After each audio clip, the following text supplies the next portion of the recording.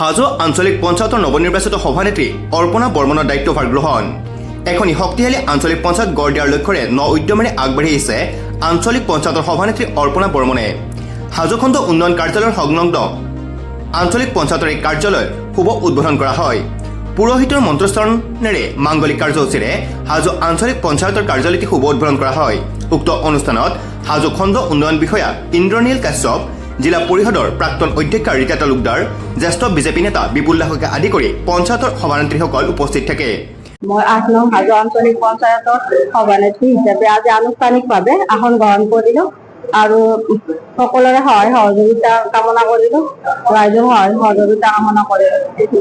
হাজোত যাতে গোটেই এই 13খন পঞ্চায়ততে দুৰ্নীতিমুক্ত পঞ্চায়ত হয়, মই তাৰ কাৰণে আগবাঢ়ি আহিছো আৰু ৰাইজৰ সহায় সহযোগিতা লাগিব ইয়াৰ ক্ষেত্ৰত দুৰ্নীতিমুক্ত পঞ্চায়ত এখন গঢ়িবলৈ হলে, আৰু বাকী আঞ্চলিক সদস্যসকলৰ সহযোগিতা লাগিব আৰু প্ৰত্যেকখন পঞ্চায়তৰ সভাপতি মেম্বাৰ সকলৰে সহযোগিতা লাগিব।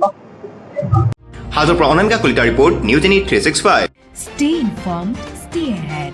News Any 365.